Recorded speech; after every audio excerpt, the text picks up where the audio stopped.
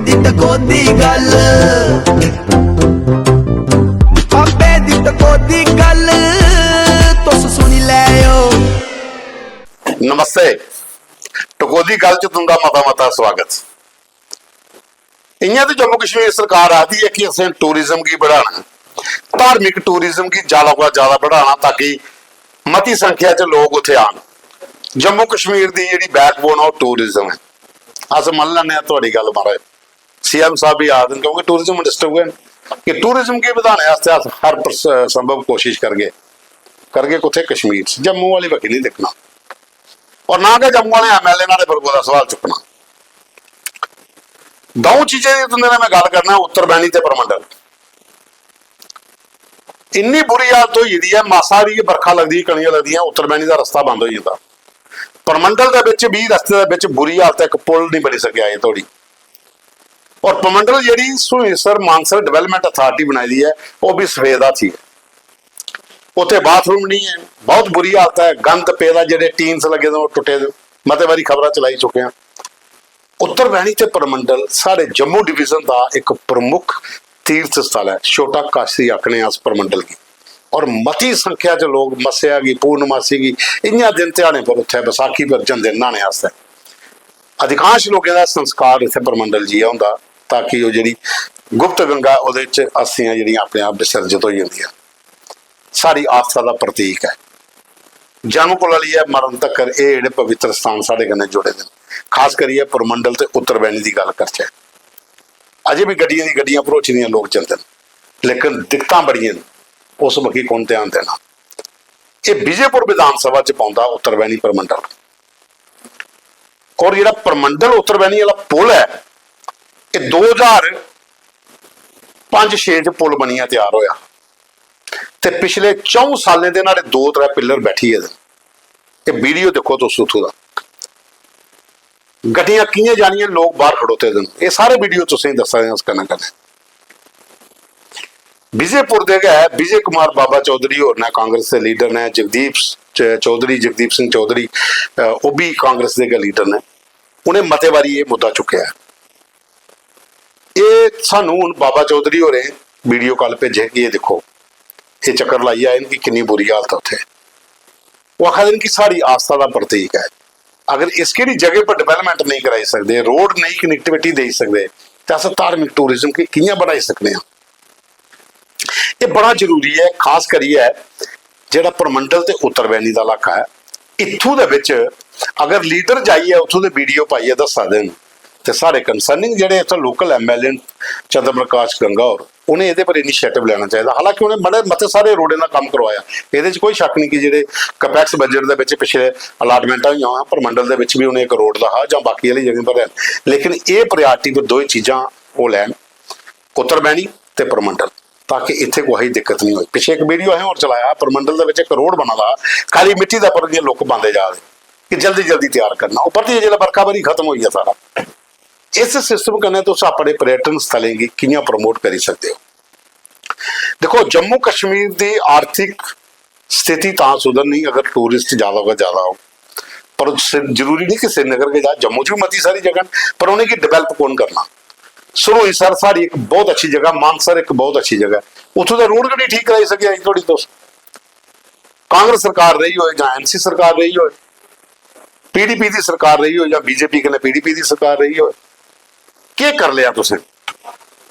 जम्मू के tourist spot, Jammu के tourist station जिहड़ियां हैरीटेज ने जां कोई अच्छे जियां पत्नीटाप है, सन्नासर है, हालत देखो जी गड्डी पजाना मुश्किल हो जाती है।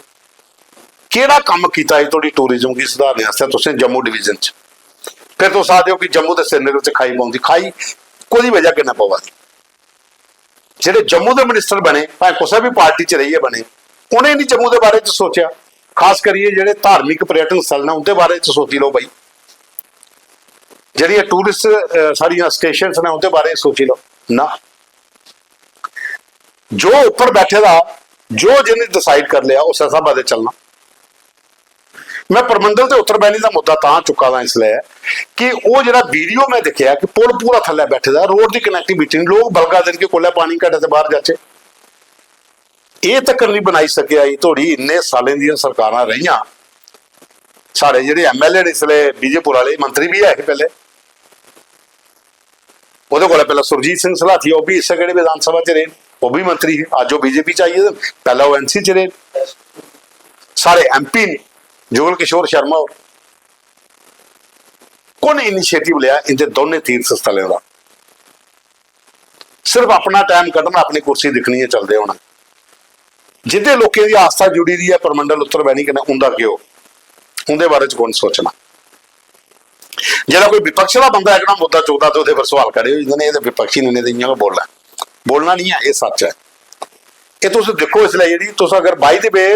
ਪਰਮੰਡਲ ਜਾਂਦੇ ਹੋ ਤਾਂ ਰਸਤੇ 'ਚ ਦੇਖੋ ਰੋੜੇ ਦੀ ਕੀ ਹਾਲਤ ਹੈ ਗੱਡੀ 'ਚ ਬਈਏ ਜਾ ਦੇ ਠੱਲੋ ਠੱਲ ਬੁਰੀ ਹਾਲਤ ਹੁੰਦੀ ਗੱਡੀ ਛੋਟੀਆਂ ਗੱਡੀਆਂ ਦੀ ਕਈ ਵਾਰੀ ਪਿੱਛਾ ਟੁੱਟ ਜਾਂਦੀਆਂ ਨੇ ਉੱਥੇ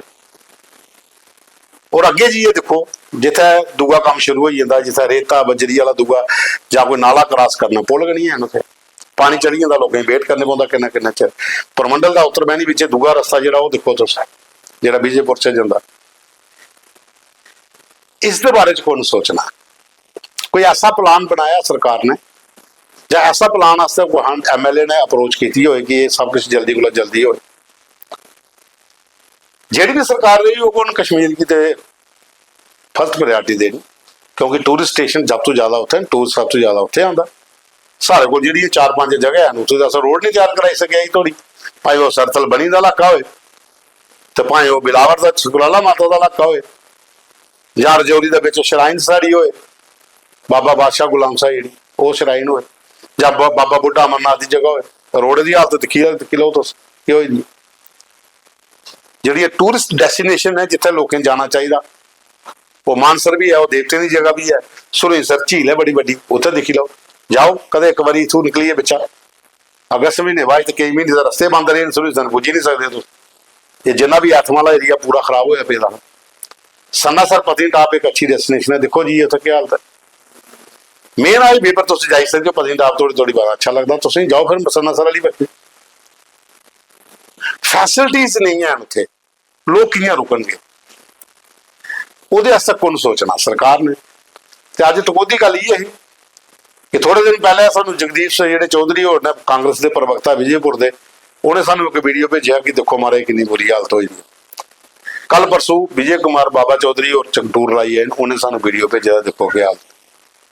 ਆਖਿਰ ਕੁਛ ਨੇ ਤੇ ਸਟੈਪ ਚੁੱਕਣਾ ਨਾ ਇਹ ਜਿਹੜੇ ਧਾਰਮਿਕ पर्यटन ਨੇ ਇਹਨੇ ਕੀ ਬਚਾਣੇ ਵਾਸਤੇ ਇੱਥੇ ਟੂਰਿਸਟਾਂ ਕੀ ਲਿਆਉਣੇ ਵਾਸਤੇ ਕਿਉਂਕਿ ਇੱਥੇ ਲੋਕਾਂ ਦੀ ਆਸਥਾ ਨਾਲ ਜੁੜੇ ਨੇ ਬਾਹਰ ਦੇ ਲੋਕ ਚਲੋ ਪੁੱਜਣ ਪਹਿਲਾਂ ਆਪਣੇ ਵਾਲੇ ਵਾਸਤੇ ਤਾਂ ਰਸਤਾ ਬਣਾਓ ਪੁਲ ਤੇ ਬਣਾਓ ਬਰਖਾ ਗਲੀ 'ਚ ਰਸਤਾ ਬੰਦ ਹੋ ਜਾਂਦਾ ਲੋਕਾਂ ਨੂੰ ਵੇਟ ਕਰਨੇ ਪੈਂਦਾ ਉਹਦਾ ਜ਼ਿੰਮੇਵਾਰ ਕੌਣ ਹੈ ਕੱਲ ਕੀ ਕੋਈ ਅਭੀ ਨਬੀ ਹੋਈ ਹੈ ਕੋਈ ਗੱਡੀ ਫਸੀ ਹੈ ਉੱਪਰ ਪਾਣੀ ਆਈ ਹੈ ਤਾਂ ਉਹ ਗਏ ਵਿਚਾਰੇ ਇਸ ਵਕੀ ਤੇ ਧਿਆਨ ਦੇਣਾ ਨਾ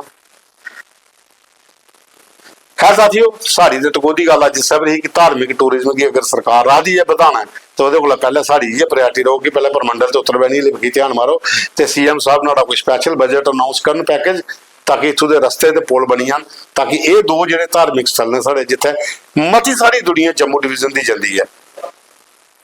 उन्हें थोड़ा सुख वाला साह है तो रात लभे इतों का कल भी मिल के कोई नवे मुद्दे के लिए मता मता धन्यवाद ਟਕੋਦੀ ਗੱਲ ਤੁਸ ਸੁਣੀ ਲੈਓ ਬਾਬੇ ਦੀ ਟਕੋਦੀ ਗੱਲ